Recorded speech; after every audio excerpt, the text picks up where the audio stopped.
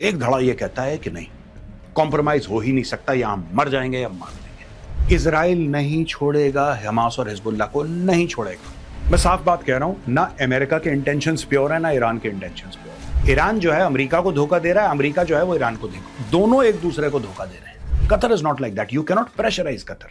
आप कोशिश कर सकते हैं इन्फ्लुएंस करने की कतर को, you can try and influence Qatar, you can not pressurise Qatar.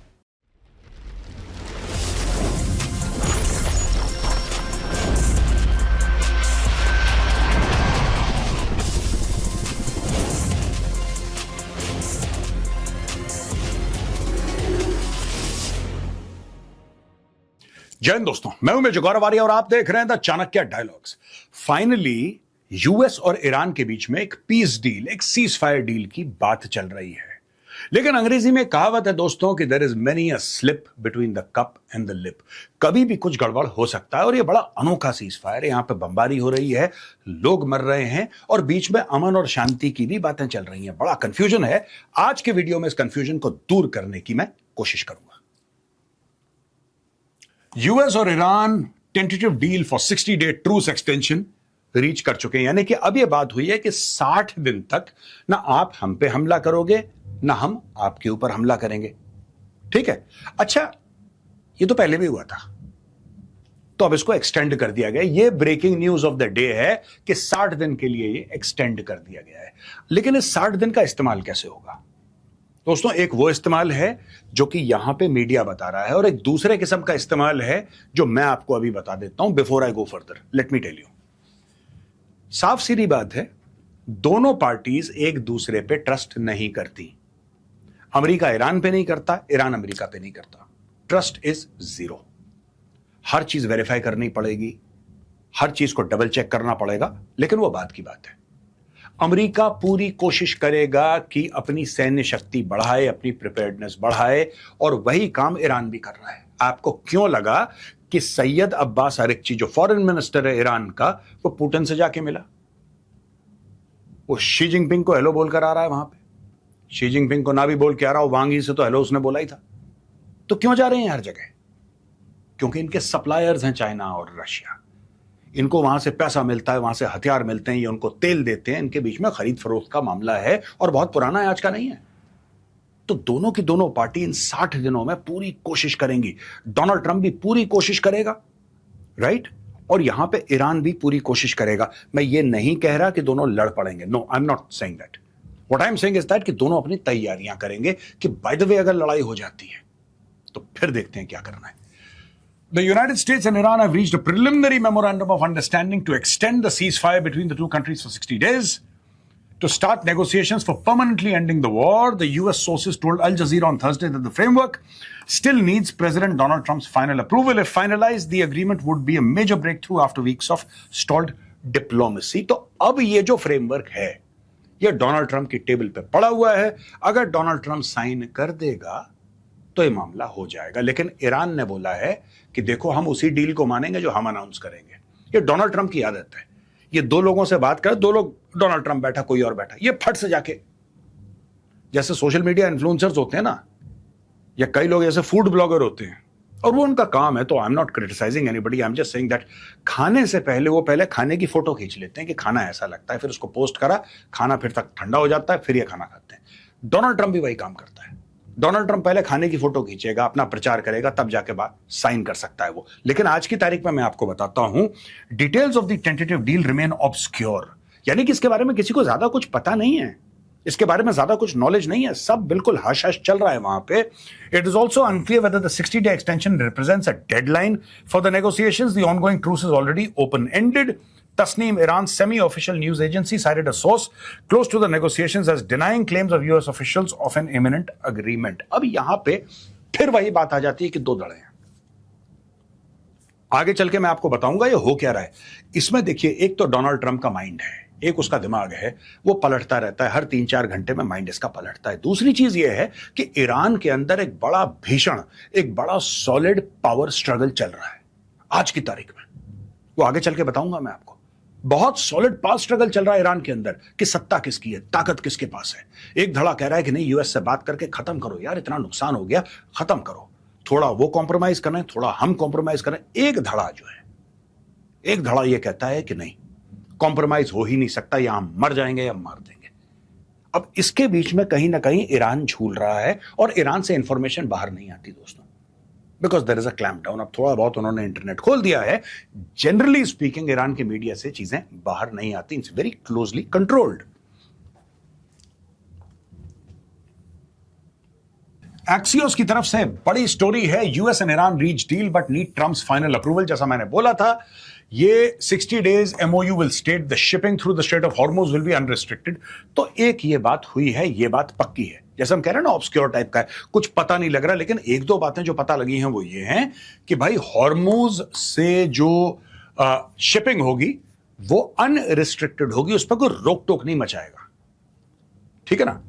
इसका यह मतलब है कि ईरान पैसे नहीं ले सकता, ईरान किसी को हैरेस नहीं कर सकता, एंड ईरान को अगले 30 दिन के अंदर पूरी की पूरी जो बारूद की सुरंगें उसने लगा रखी हैं समुद्र में, एक एक माइन को हटाना पड़ेगा और ईरान इसकी गारंटी ले। भाई जब माइन ईरान ने लगाई है तो हटाएगा भी वही, ऐसा तो नहीं कि माइन वो लगाएगा हटाएगा कोई और, जिसने लगाई है वो हटाए। पहली चीज। दूसरी चीज, अनरिस्ट्रिक्टेड, आप स्ट्रेट ऑफ हॉर्मुज में कुछ बोल नहीं सकते, ठीक है ना, और आप किसी को हैरेस नहीं करेंगे, किसी से पैसा नहीं लेंगे, वसूली ये सब नहीं चलेगी। तो एक तो ये पॉइंट है। दूसरी चीज है, यूएस का जो नेवल ब्लॉकेड है, जो कि हॉर्मुज में नहीं है, ये गल्फ ऑफ ओमान में है यूएस का ब्लॉकेड, इसको भी उठा लिया जाएगा, बट ये तब होगा जब रेस्टोरेशन ऑफ कमर्शियल शिपिंग हो जाएगी। यानी कि जो यूएस का ब्लॉकेड है गल्फ ऑफ ओमान में, राइट, वो तब हटेगा। It is contingent upon Iran saying that the Strait of Hormuz is open for trade and commerce and we are not stopping anybody. यानी कि अगर ईरान ये बोल देगा कि स्ट्रेट ऑफ हॉर्मुज में कोई भी रोक टोक नहीं है, तो फिर उसके बाद यूएस का ब्लॉकेड हटेगा, तब तक यूएस का ब्लॉकेड लगा रहेगा। The US would also issue some sanction waivers to allow Iran to sell oil freely. जो आज की तारीख में ईरान का जो तेल है उसके ऊपर सैंक्शंस लगे हैं, तो सिर्फ चाइना ही खरीदता है 90% और बाकी छोट-मोट उनका बिकता है। तो यूएस ये भी कहेगा कि हां, कुछ हम सैंक्शंस हटा देंगे, कुछ सैंक्शंस हम हटा देंगे। ईरानी तेल, फिर ईरान जो है अपना तेल जो है, यानी कि ईरानी तेल, वो बेच पाएगा और कंट्रीज को भी। MOU will include an Iranian commitment not to pursue a nuclear weapon, the official said. It will also state that the first issues to be negotiated during the 60-day window will be how to dispose of Iran's highly enriched uranium and how to address Iranian enrichment. यानी कि 60 दिन में यह भी discuss होगा और primarily ये discuss होगा। दो तीन ही चाबियां हैं, स्ट्रेट ऑफ हॉर्मुज है और न्यूक्लियर है और यही सब चीजें हैं, दो चार।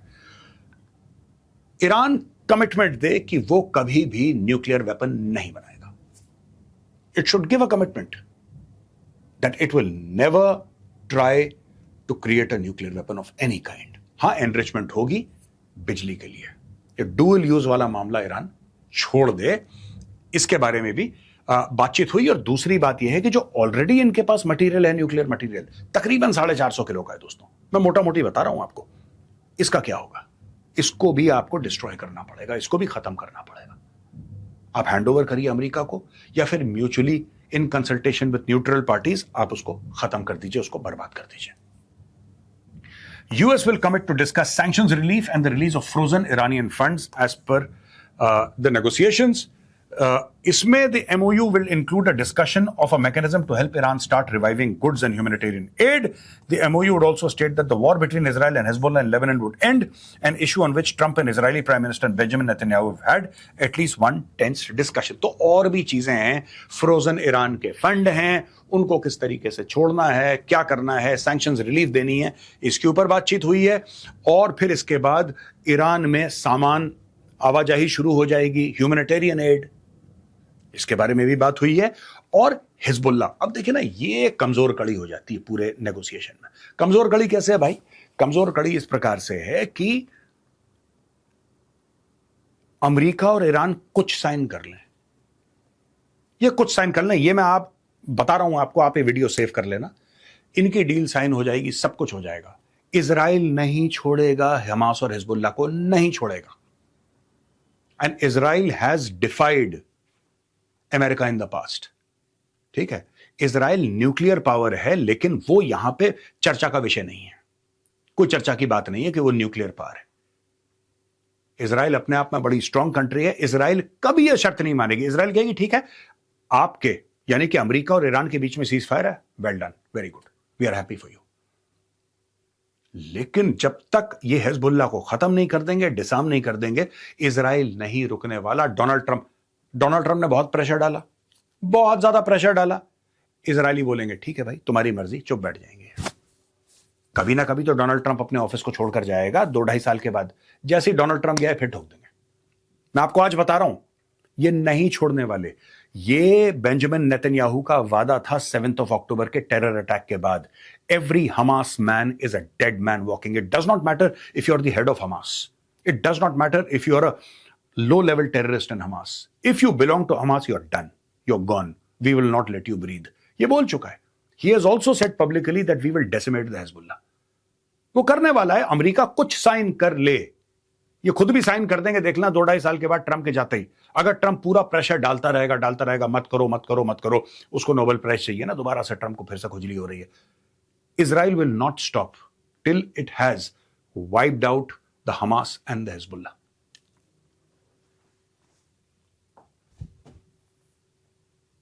अब दोस्तों यहां की खबर है, Iran says it targeted American base after fresh US strikes. तो वहां पे बातचीत भी चल रही है। ट्रंप की टेबल पे पूरा का पूरा प्रपोजल है, एमओयू है। यहां पे बिल्कुल जिसको कहते हैं मिसाइल भी फायर की जाती हैं।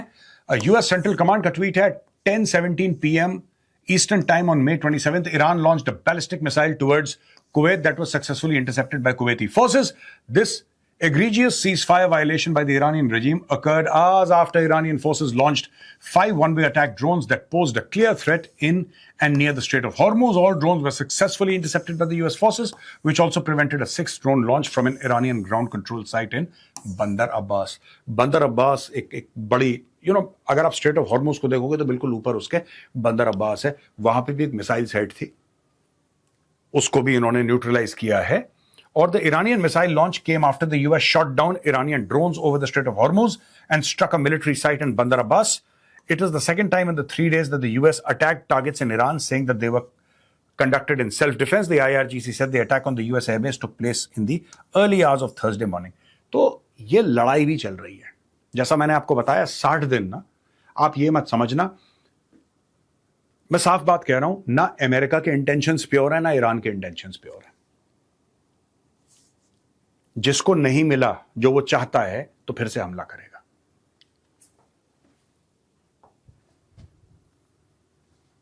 दोस्तों ये देखिए, Iran is quickly unearthing its huge missile arsenal, CNN analysis shows. तो ये सैटेलाइट इमेजेस हैं, और ये सैटेलाइट इमेजेस जो हैं वो करीब महीने भर 1.5 महीने भर पुरानी हैं, और ये दिखाती हैं कि किस तरीके से ईरान एक्चुअली लड़ाई की तैयारियां कर रहा है। ये दोनों कर रहे हैं, मैं फिर बता रहा हूं आपको। ईरान जो है अमेरिका को धोखा दे रहा है, अमेरिका जो है वो ईरान को धोखा, दोनों एक दूसरे को धोखा दे रहे हैं। दोनों जंग की तैयारियां कर रहे हैं और दोनों अमन की बातें कर रहे हैं। ये एक साथ मामला चल रहा है बिल्कुल। ये देखिए साहब, डेट देखिए, 1 अप्रैल बख्तरान ईरान, 1 अप्रैल बख्तरान ईरान, ये जगह यहां पे CNN एयरबस बख्तरान ईरान, 8 मई। ये देखिए साहब, ये सारी की सारी इनकी मिसाइल की लोकेशन है जो कि सैटेलाइट से ले रखी हैं। ये बख्तरान 8 मई, ये देखिए साहब बख्तरान 1 अप्रैल, आप ये देखिए साहब 1 अप्रैल, ये सारी की सारी डॉट्स हैं। ये सारी की सारी जगह वो हैं जहां पे इनकी मिसाइल्स हैं। तबरीज नॉर्थ ईरान, ये 9 मई की बात है। ये देखिए साहब, गाड़ियां दिख रही हैं आपको, यहां पे April 1 बख्तरान ईरान, ये देखिए साहब, और खुमैनियन ईरान April 15, ये सारी ये उसी लोकेशन में ले जा रहे हैं। ये पिकअप ट्रक्स के थ्रू मिसाइल यहां से वहां, ये सब तैयारी चल रही है ईरान की कि अगर कुछ होता है तो हमारे पास पूरा साजो सामान तैयार रहना चाहिए। जैसा मैंने आपको बताया, ईरान के अंदर भी एक भयानक किस्म की पॉलिटिक्स चल रही है। अब 28 फरवरी का दिन तो आपको याद है, ये वो दिन है जब इजराइल और अमेरिका ने मिलकर ईरान के ऊपर हमला किया था और अली खमेनाई को मार दिया था। उसकी कैबिनेट के काफी मेंबर्स को, टॉप लीडरशिप को इन्होंने साफ कर दिया, राइट? ये तो आपको पता है। ये जो फोटोग्राफ ये शख्स पकड़ा हुआ है, ये है मुश्तबा खमेनी की, जो कि आज में सुप्रीम लीडर है। लेकिन हर समय देखिए, आजकल क्या है कि सोशल मीडिया का जमाना है, इंफॉर्मेशन ओवरलोड का जमाना है। आप किसी से बोलिए कि साहब मुश्तबा खमेनी जो है वो ऑर्डर पास कर रहे हैं, तो कई लोग मान लेते हैं और कई लोग ये भी पूछते हैं कि यार हमने तो इनकी शक्ल ही नहीं देखी। 28 फरवरी के बाद मुश्तबा खमेनी एक वीडियो जारी कर देते, और अगर आप एक कमरे के अंदर बैठ के वीडियो जारी करेंगे, उससे लोकेशन पता नहीं लगती, पता ही नहीं लगती लोकेशन। आप जमीन के नीचे बैठे हैं, 400 फुट नीचे, आपने अपना एक बंकर बना रखा है जहां पे आप सेफली बैठे हैं। अगर आप अपना एक वीडियो दे दें तो लोगों को कम से कम ये लगे कि हाँ ये जिंदा है या ठीक हाल में है, कमांड कर सकता है। यहां पे कुछ नहीं पता, ना कोई फोटोग्राफ रिलीज हुई, ना कोई वीडियो, ना कुछ। Nothing of Mojtaba Khamenei came to light after 28 February, zero, zilch. तो अब ये बात चल रही है कि उसके नाम पे राज कौन कर रहा है? क्या मुश्तबा खमेनी जिंदा है? In all probability yes, he would be alive. क्या वो बैडली इंजर्ड है? High probability he is badly injured. लेकिन मुश्तबा खमेनी का वो रुतबा नहीं है जो इनके फादर का था, ये बात भी सच है। इनका वो रुतबा नहीं है, इनका वो कंट्रोल नहीं है। हाँ, ये सुप्रीम लीडर है। अब हुआ ये है, questions are mounting over whether Iran's supreme leader Ayatollah Ali Khamenei is directly involved in Tehran's ongoing negotiations with the United States, according to a report by Iran International, which cited a source close to the talks.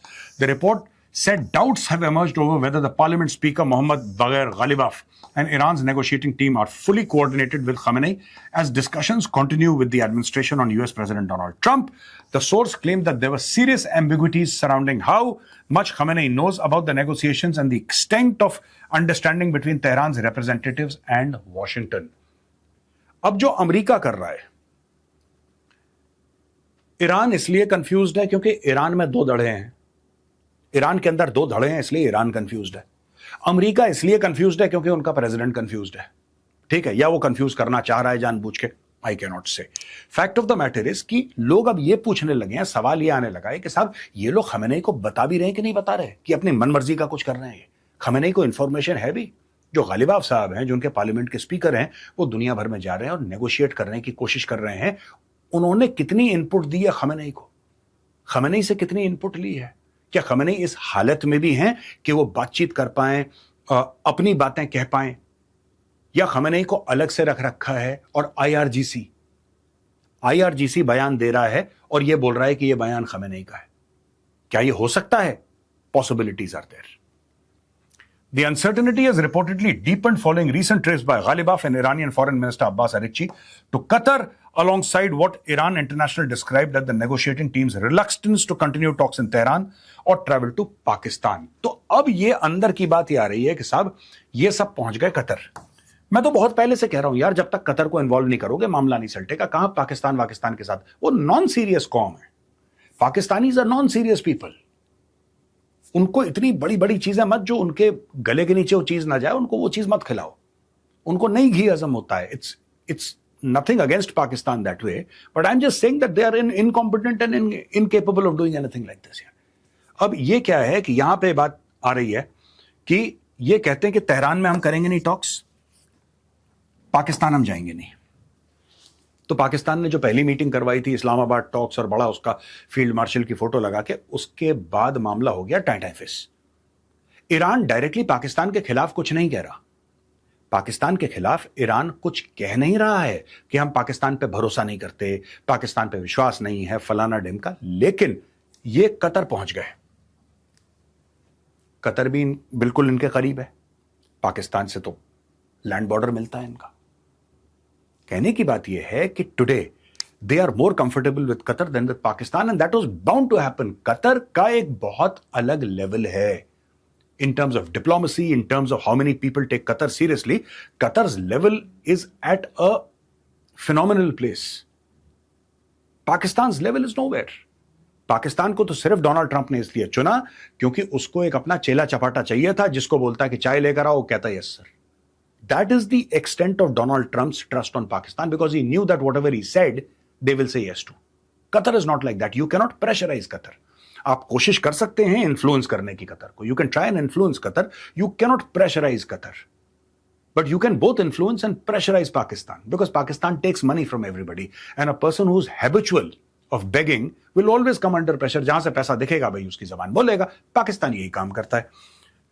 The developments have fueled speculation about who is directing the diplomatic process inside Islamic Republic at a time when indirect negotiations with Washington remain fragile.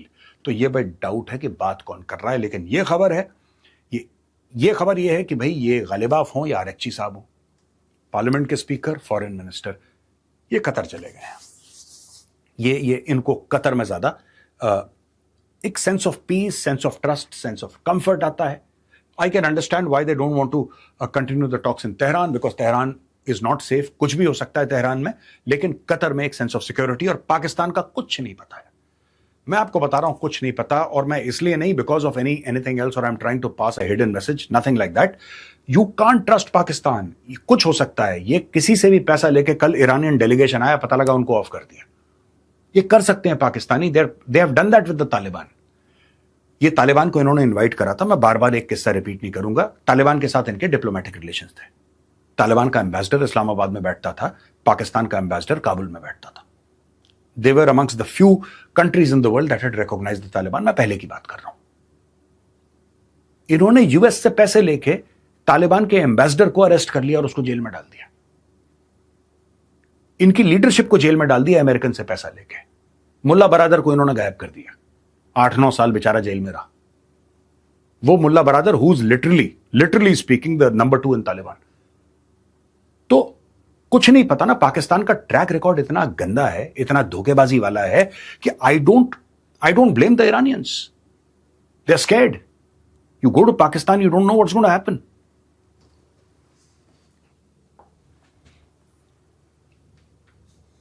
अब दोस्तों यहां पे जो पूरा seize fire है उसमें एक बड़ा इंपॉर्टेंट ये भी पॉइंट है जो ईरान डलवा रहा है कि यार आप हिजबुल्लाह के ऊपर यानी कि लेबनान के अंदर इजराइल अपने हमले कम करे, जिसके लिए मैं पहले ही बोल चुका हूं कि इजराइल बहुत ज्यादा प्रेशर आएगा, कुछ टाइम के लिए चुप हो जाएगा, फिर ठोक देगा हिजबुल्लाह को. मैं आपको ये बात बड़े एक from a place of responsibility and knowledge में आपको बता रहा हूं. The Israelis are not going to let this pass. They will not. They will finish off Hezbollah one way or the other. उनको 10 साल लगे, 20 साल लगे, वो कर देंगे. यहां पे Hezbollah is now using fiber optic drones to hit Israel. अब ये कुछ नहीं है. ये मीडिया ने FPV ड्रोन्स को ना ऐसा बता दिया कि पता नहीं कोई इंटरकॉन्टिनेंटल बैलिस्टिक मिसाइल हो जो 10,000 किलोमीटर से स्पेस से री एंट्री. ऐसा कुछ भी नहीं है. एक टर्म मीडिया में चल जाता है तो पूरा मीडिया एफपीवी कर रहा है. एफपीवी कुछ नहीं है. मैं आपको समझा देता हूं, इलस्ट्रेशन के साथ मैं आपको समझाऊंगा है क्या, उसका फायदा क्या है, नुकसान क्या है. देखिए साहब, fiber optic drones have become Hezbollah's primary weapon against Israeli soldiers and civilians along both sides of the Lebanese border and are now seen as the biggest threat there as fighting continues 6 weeks into a supposed ceasefire. The fiber optic drones used by Hezbollah, also known as first person view or FPVs, are much harder to detect than rockets and mortars. Why? Because they are connected to a fiber optic cable. ठीक है जी, इतनी सी बात है. यानी कि क्योंकि वो किसी लिंक से कनेक्टेड नहीं है तो उनको जैम करना बड़ा मुश्किल है. ठीक है जी, जैम करना, उनको इंटरसेप्ट करना बड़ा मुश्किल है. और वो जो बंदा ड्रोन चला रहा है, he is physically connected to the drone through this optical cable, जो कि 20 किलोमीटर तक जा सकती है. मोटी मोटी ये स्टोरी है. The drones are loaded with explosives and fly low without a radio signal that can be jammed by Israel's military. They are connected to their operators by a thin optical wire which allow them to see and chase targets on the ground. It's a tactic learned from the war in Ukraine. The Alma Research Center says Israel's military assessment is that Hezbollah has dozens of trained drone operators and that it has accumulated a significant stockpile of the small, cheaply made drone which costs around $300 to $400. सस्ते drone है, 20 kilometre की इनकी मार है drones की. ठीक है ना. Israel is trying to find out ways and means. लेकिन जब भी ये मीडिया दिखाता है ना कि ये ड्रोन्स, अब क्या है कि एक चीज पता लग गई मीडिया को. आई डोंट ब्लेम द मीडिया. एक चीज पता लग गई, एफपीवी. उन्होंने एफपीवी को ऐसा बड़ा बना दिया है कि आप सोचे पता नहीं क्या ही है ये. ये देखिए साहब, ये नेवल डिफेंस एरिया है, ये समुद्र का इलाका है. ठीक है ना. इसको आप छोड़ दो 2 मिनट के लिए. ये मैंने आपको ऐसे ही दिखा दिया, ये समुद्र का इलाका है. ये जो है ये बॉर्डर है.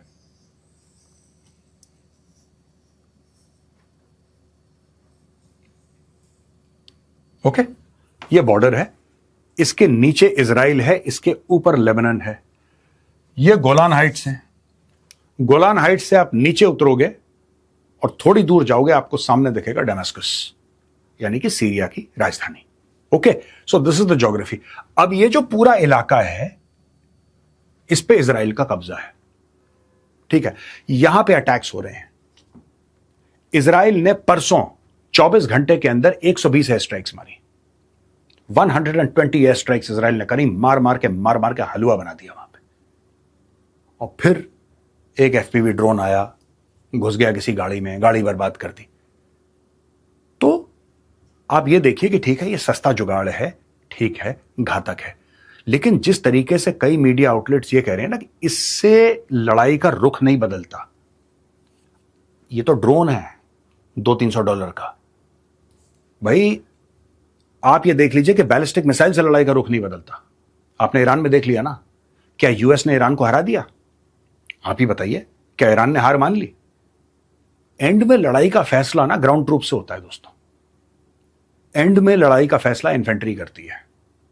ये सच है। आप ये मत सोचना कि हाँ बिकॉज मेजर साहब आप खुद इन्फेंट्री के हैं इसलिए। मैं इसलिए नहीं कह रहा, मैं आपको एक सच बात बता रहा हूं। जब तक जमीन पे फौजी राइफल लेके नहीं जाएगा, आप उस जमीन को, आप उसका कब्जा नहीं कर सकते, आप उसको अपनी नहीं बना सकते। There has to be some human being there physically with a rifle, और उसी human being with a rifle को इन्फेंट्री वाला बोलते हैं। He is an infantry man. That is how it happens. यहां पे इजराइल ने पूरे अपने बंदे लगा दिए हैं। There are divisions of the IDF here waiting, और ये डीप में एयर स्ट्राइक कर रहे हैं। ऊपर अगर आप ऊपर चले जाइए, उसके बेका वैली है, मार मार के बेका वैली का हलवा बना दिया इन लोगों ने, ठीक है। तो यहां पे जो एफपीवी ड्रोन्स की बात हो रही है ना मीडिया में कि एफपीवी में बड़ा है, ठीक है। एफपीवी की सिर्फ एक खासियत है, ठीक है, या चलिए दो खासियत है। एक तो उसमें वो फाइबर ऑप्टिक केबल है जो कि 20 किलोमीटर तक उसको वो कंट्रोल कर सकता है। वो लो फ्लाइंग भी रहती है थोड़ी सी, वो थोड़ा सा जमीन के आसपास उड़ लेता है ड्रोन। तो it is harder not to detect but to intercept. पहली चीज ये है, और दूसरी चीज ये है कि उसका दाम बड़ा कम है, तो आराम से आप उसको बना सकते हैं। That is it. वो और ड्रोन से ज्यादा पावरफुल नहीं है। It is packed with explosives like any kamikaze drone would be. उसका फायदा प्रोपेगेंडा का ज्यादा है एएफपीवी का, क्योंकि आप देखते हैं सारे न्यूज चैनल चलाते हैं ना, वो पंखे घूम रहे हैं उसके टक टक टक टक, और वो जा रहा है और वो टैंक में लग रहा है। अब टैंक में लगते हुए ड्रोन को तो कभी किसी ने देखा नहीं, तो ये देख के उसका एक भौकाल सा बन रहा है कि FPV it's nothing, it's just a drone, it's just a simple drone, right, which was improved upon by the Ukrainians. It's a simple drone.